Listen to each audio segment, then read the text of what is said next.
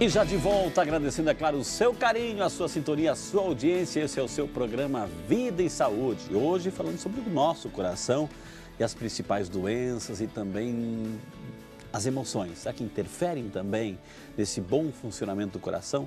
Trouxemos hoje aqui, já se encontra conosco, o Dr. Otávio Rinze Coelho, médico cardiologista de fama nacional e internacional do Hospital Centro Médico de Campinas, esclarecendo tudo. E o primeiro bloco foi muito importante, viu? Você que está chegando agora, seja muito bem-vindo, fique à vontade de ligar. O telefone vai aparecer na sua tela para você participar conosco. O e-mail também, o computador já está aqui do meu lado, como diz o meu sobrinho, o tablet, né? O tablet está aqui do meu lado. E para você também mandar o seu e-mail e participar conosco, viu? Doutor, falando de coração, a gente já entendeu que é uma bomba que leva oxigênio, que traz o sangue, oxigena de novo e nutre todos os nossos órgãos, e a gente precisa desse coração, dessa bomba funcionando. A gente já viu as principais doenças que o senhor citou. Tem algum grupo de risco, doutor, assim, que tem pessoas que têm mais propensas a terem problema de coração ou não? Toda vez, uma das principais tarefas do cardiologista é identificar na população quais são aquelas pessoas que teriam uma chance maior, uma probabilidade maior de ter o evento. Infelizmente, as pessoas não têm uma marca e, tendo isso, vai ter aquilo. Okay. Mas nós temos alguns dados que nos ajudam.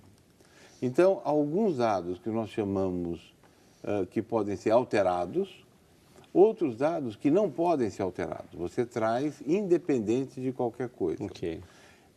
Uma dessas situações é a herança familiar. Se os seus parentes diretos, homem abaixo de 55 anos, mulher abaixo de 65 anos, tiveram um episódio isquêmico agudo, infarto do miocárdio, isso transmite um risco aumentado para você. Doutor, eu cito a minha situação, por exemplo, assim.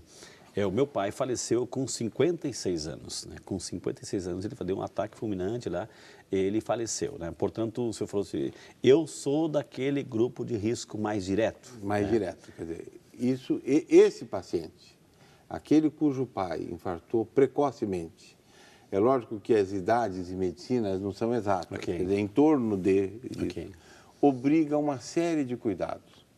Como nós não temos ainda a capacidade de alterar a genética, eu tenho que tirar os fatores de risco que eu posso retirar. Não pode fumar, não pode ganhar peso, tem que ter atividade física diária, constante e moderada. Caso tenha hipertensão arterial, fazer o diagnóstico o mais precoce possível e tratar adequadamente. Tem que testar se o colesterol está aumentado ou não. Se tiver aumentado, tem que tomar a medicação adequada. Não só tomar a medicação, mas atingir a meta estabelecida para o colesterol. Ou seja, tem uma série de coisas. Se é diabetes, se tem tendência a diabetes também controlar, mas e não esquecer da atividade física. Nós, médicos, temos dado menos importância à atividade física do que ela merece. É comum, você vai no consultório do médico, ele gasta um tempo para explicar o remédio A, B, C ou D. E na saída, quando ele está se despedindo do doente, ele fala, olha, também faça dê uma caminhadinha de vez em quando. Não. Exercício é tratamento. Então, veja, atividade física, fazer todos aqueles diagnósticos, ver se não tem diabetes, controle adequado e uma comida saudável. Esse conjunto vai fazer com que a maioria dos pacientes de risco venham apresentar problema muito mais tarde do que era possível. Quer dizer, doutor, assim, nesse caso, né, eu faço esse famoso check-up anual, né, o eletro, o eco, o esteira, enfim. Isso é só uma pontinha, isso não é o suficiente. Isso aqui nós temos um problema complexo. Existe uma pergunta que todo paciente faz no consultório. A pergunta é, eu estou livre de ter infarto? Eu vim aqui ao seu consultório, fizemos a consulta, fez os exames, fez o exame da esteira, foi normal, fez o ecocardiograma, foi normal, fez o Holter, que mede o eletrocardiograma nas 24 horas, foi normal. Então eu não vou ter infarto. Não, infelizmente a gente não pode falar isso. Isso não é regra. Isso não é regra. Posso estar tudo bem e amanhã infartar. porque a fisiopatologia, o mecanismo íntimo pelo qual acontece o infarto, pode acontecer com tudo isso normal. O que muda a ocorrência do infarto é manter o colesterol muito baixo, manter a pressão arterial controlada, não fumar, atividade física moderada e constante, não parar, não ter aumento da cintura abdominal, ou seja, aquela vida saudável. Okay. Isso sim é importante. É interessante porque a Finlândia era o país que tinha o maior índice de infarto do mundo. Enquanto no Japão você tinha em torno de 60 por 100 mil habitantes, a Finlândia tinha 900 por 100 mil habitantes, mais do que 10 vezes. O que os finlandeses fizeram? Primeiro numa província e depois estenderam, chamado Kuopio, e depois estenderam para as outras províncias. Mudaram o estilo de vida. Mudaram tanto que houve superprodução de manteiga por falta de consumo. Então mudaram a dieta, que eu já falei que era muito rica em manteiga, em carne gorda, em todas essas coisas, em pouca atividade física, muito álcool, etc., cigarro, mudaram completamente. E hoje, depois de quase 30 anos, eles têm um número de infartos absolutamente comparável aos países do sul da Europa, do Mediterrâneo. Então isso muda a história natural. Olha, gente, hoje o assunto é doenças do coração, enfim. E a gente está recebendo aquelas informações, enfim, preocupante, sim, mas graças a Deus dá tempo ainda de reverter esse processo com todas as informações de um grande profissional que entende desse órgão e os seus derivados do coração, doutor Otávio aqui. Doutora, a Helena Cidêncio de Lima Ferrari de Valinhos, obrigado, dona Helena, que Deus abençoe a senhora.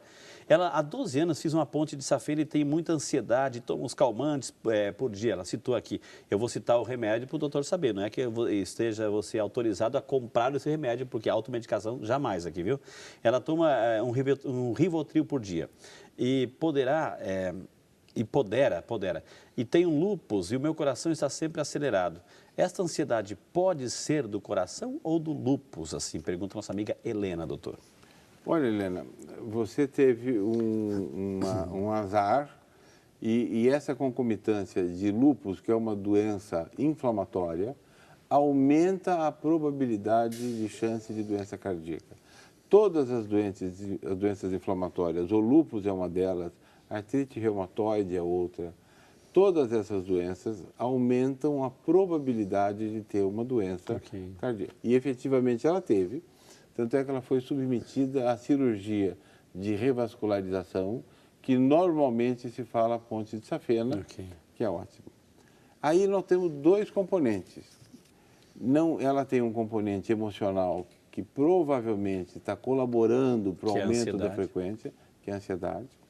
Esse aumento da frequência não faz bem para o coração. Por isso que nós lançamos mão de medicamentos que reduzem a frequência cardíaca. O mais conhecido deles são os beta-bloqueadores. Existem diversos que a gente usa no sentido de reduzir a frequência cardíaca e o consumo.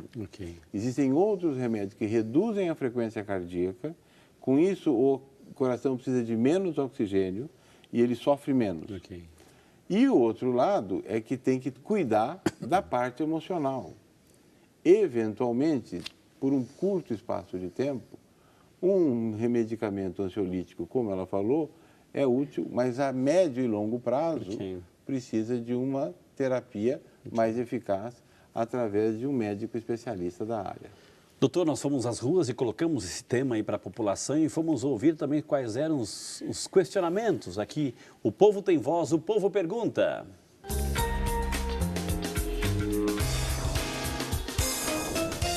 Eu estou aqui com o José Elisaldo, que quer fazer uma pergunta. Diz aí, José. Doutor, palpitações diariamente é normal?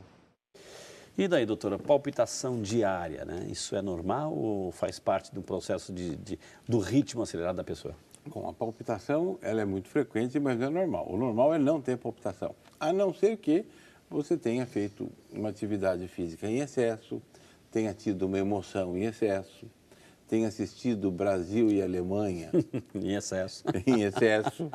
Então aí você tem razão para ter palpitação. Mas normalmente não. A palpitação pode ser um sintoma, um sinal de que o ritmo cardíaco está equivocado. E aí nós temos um leque de situações que vão desde arritmias muito benignas, que incomodam, mas não trazem nenhum risco, até arritmias muito importantes.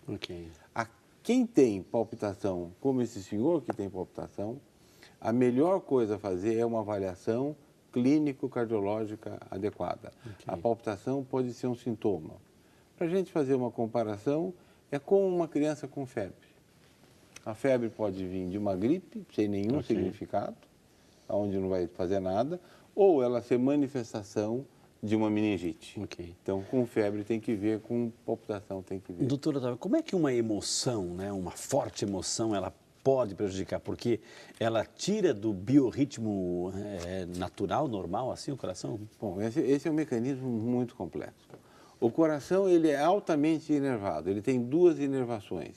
Ele tem a inervação simpática, que é essa que aumenta, e tem uma parasimpática, que é a que dá o relaxamento, que diminui a frequência cardíaca. É desse equilíbrio que nós vivemos. O coração tem que aumentar a frequência. Você, frente a um risco, a um perigo, a uma ameaça, o seu coração tem que estar com a frequência alta para você ter energia suficiente para enfrentar aquele risco. À noite, quando você está dormindo sem nada, tranquilo, você não precisa disso. Então, é assim que nós funcionamos.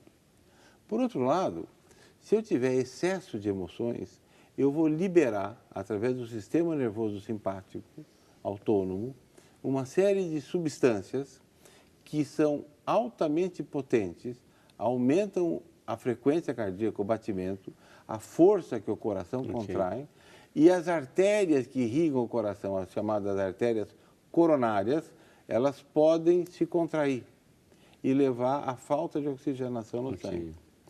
Existe uma síndrome que tem um nome muito complicado, o japonês, Takotsubo, que é um pote que os japoneses pescam, e que, frente a uma emoção, pode haver uma descarga de substâncias, essas que eu falei, vasoativas, tão intensa, que o coração, como que se tivesse um infarto, ele para de funcionar. E quando se faz a radiografia do coração, a coronariografia, ele fica com esse formato bojudo, e depois ele se recupera. Então, a emoção pode fazer muita coisa no coração. Gente, olha quantas informações aqui. Ele está pronto para falar tudo e muito mais aqui no programa Vida e Saúde. Eu vou ter que chamar mais um intervalo na sequência. Estão chegando perguntas, mas eu quero ler a sua. Não ainda recebi a sua. Fique atento, vai ligando para alguém, vai prestando atenção, vai anotando aquilo que o médico está ao vivo hoje, nos ensinando a como cuidar bem do nosso coração para ter uma vida longa e saudável. Vida e Saúde volta já para você.